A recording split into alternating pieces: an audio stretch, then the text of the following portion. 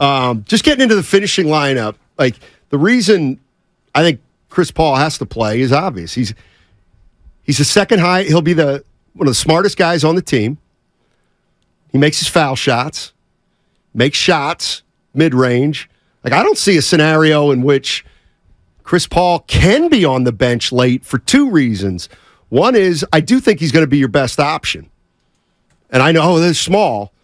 I'd rather be small and smart than using somebody who is just there because you don't want to go small. Sure. But I think Chris Paul. And look, Clay might be more of a 3 now. Oh, I thought you were going to say Clay might come off the. Clay might not be. No, I'm just saying Clay. Minutes. I mean, is like Chris Paul and Steph can play together. Sure. That's not the issue. Clay, right. Clay can play more 3 now. I think because the league is smaller and he's a little slower. Right. Can use his strength more. I mean, there were times where Clay was pseudo playing the 4. I mean, their finishing lineup's going to be Paul, and you heard it here first. It's going to be Paul, Steph, Clay, Wiggins, and Draymond. Yeah, I think that's going to be their finishing lineup. And I think any of Chris Paul's deficiencies are made up by just his basketball IQ. I mean, he's been one of the best. The irony is he's been one of the best regular season clutch players. And I mean, actual, like, his teams do well in the clutch. His numbers have been very good in the clutch. 5-point game, 5 minutes to go or less. And that's been an area where the Warriors really haven't been as good as I think they would want to be. They haven't been executing down the stretch in close games. If haven't. they could get a little better at that, that's a way you can go from 44 to 50. You don't again. So Jordan Poole finished sometimes last year, right? I don't know the percentage, but he was in finishing lineups. I think in a perfect world he would have been finishing all the time, but it was clear that wasn't right. So be able here's to what I'm saying. You get rid of Jordan Poole and you get Chris Paul, and you wanted Jordan Poole to finish most nights.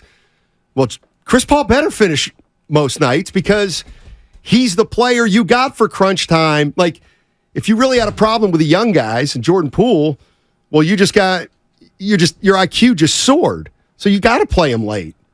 You have to. Matt's in Carmichael. What's up, Matt? How you doing, man?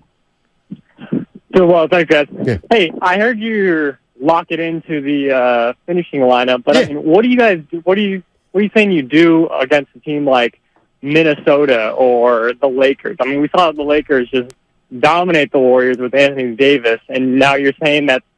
I mean, you're not really changing much besides adding Chris Paul.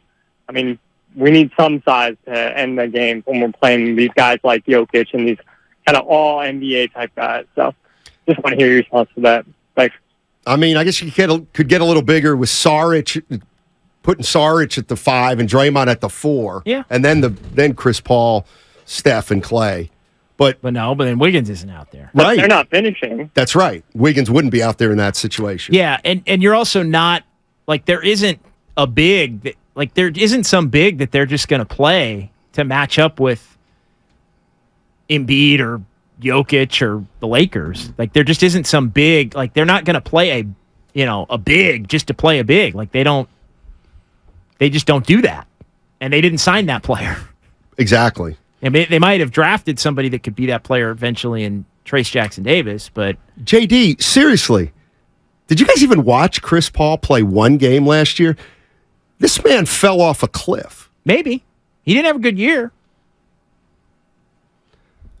But they didn't get him they got him for his head. Again, not his body. No, but here's the thing. They also got him to play, I think, to me, they got him to play about 25 minutes a game and play consistently, but be load managed, but play consistently. Like to me, if he played 60 games and it was kind of planned out, the 20, hopefully that he misses for the most part, and it's 25 minutes or so a game, like, to me, that would fit perfectly and I think they believe that playing him a little less and managing him right will get him back on track. Well, to where he was, before he fell off a cliff, so to speak. The other thing is, Chris Paul here could mean, you can start playing Steph less. Like, I think with Chris Paul here, maybe this is and I know it's changed subtly over the years, but maybe with Chris Paul here, you do start the process of limiting Steph to 30 or 32 minutes a game. So I think there's a chance that Steph, the way Steph is used in terms of minutes and rotation and when he comes in, comes out, like all bets might be off next year because they have Chris Paul. Let's go to Cockroach in Oakland. What's going on, Cockroach? How you doing? Hey, how you guys doing? Hey, I appreciate the mix-up. It's not too often that we get a chance to see Steiny and JD together.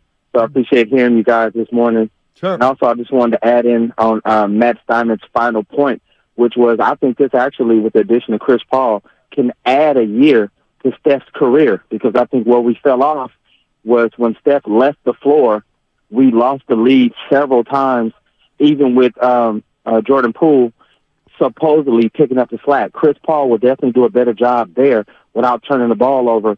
And then after that, I think with them starting, the teams won't be able to double team Steph Curry at half court and sometimes full court if he's already down underneath the basket with Chris Paul bringing up the ball. So I think the addition will work really good. I think the biggest benefit is that it'll add a year to Steph's career and actually kind of save him so they won't have to ride him for 38 minutes throughout the process. Other than that, all you guys made some great points this morning, man. It's always good listening to you guys. Appreciate the call, Cockroach. Really do. I mean, here's the other reason I think Chris Paul's got to finish games. Warriors have gotten a little sloppy.